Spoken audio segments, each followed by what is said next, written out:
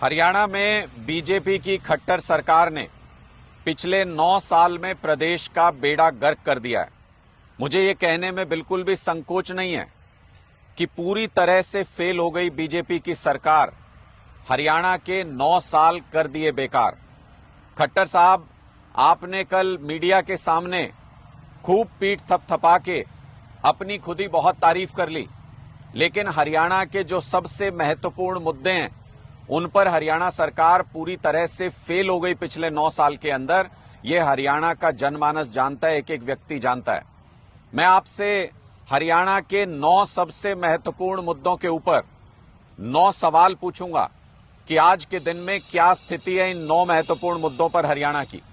लेकिन सबसे पहले शुरुआत आज कानून व्यवस्था की स्थिति से कर लेते हैं, क्योंकि ताजा वाकया जो ध्यान में आया है वो ये कि प्रदेश के गृह मंत्री बेचारे कह रहे हैं कि 372 आईओ को सस्पेंड कर दीजिए, क्योंकि इन्होंने कोई अपने इन्वेस्टिगेशन ठीक से नहीं किए, केस ठीक से नहीं सुलझाए।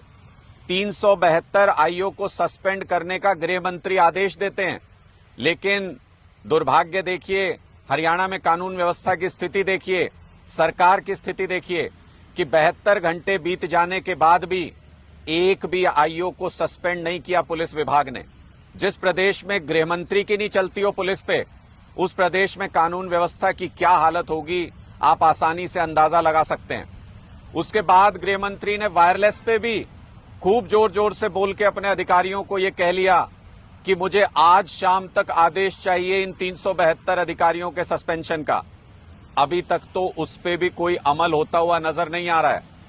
यहां सरकार का इकबाल कैसा है, जिस प्रदेश में गृह मंत्री की नहीं चलती हो पुलिस विभाग पे, जिस प्रदेश में पुलिस गृह मंत्री की नहीं सुनने को तैयार हो, वहां पे कानून व्यवस्था की स्थिति की हालत का अंदाजा आप आसानी से लगा सकते हैं।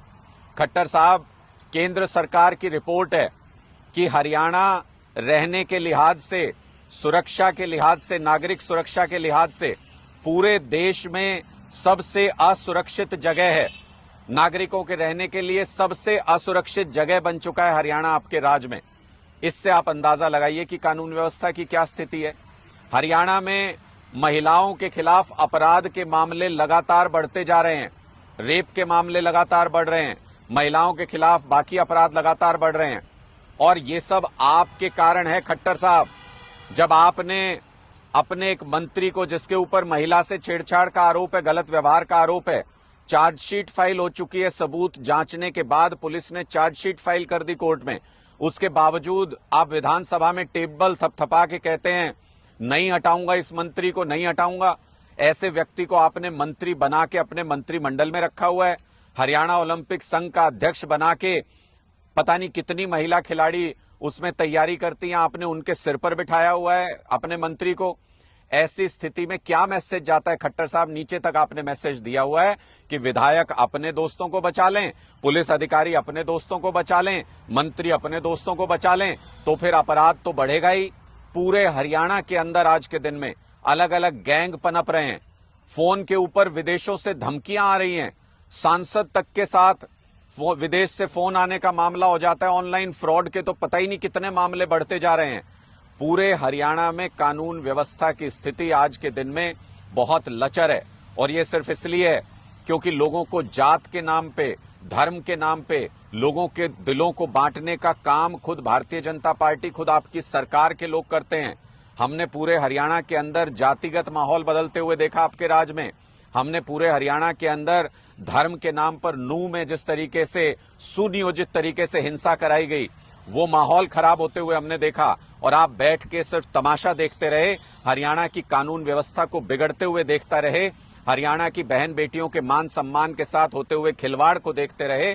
और आपके गृह मंत्री, जिनको जिम्मेदारी दे रखी है कानून व्यवस्था को संभालने की, उनकी पुलिस सुनती नहीं है आपके राज्य में।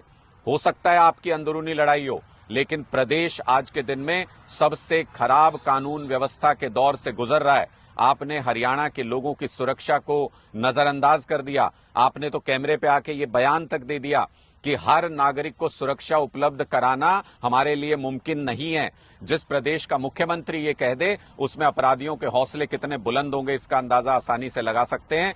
तो पहला मुद्दा खट्टर साहब, जो कानून व्यवस्था का मुद्दा है, जो नागरिकों की सुरक्षा का मुद्दा है, पिछले 9 साल में आपकी सरकार उस मुद्दे पर पूरी तरह से फेल साबित हुई है।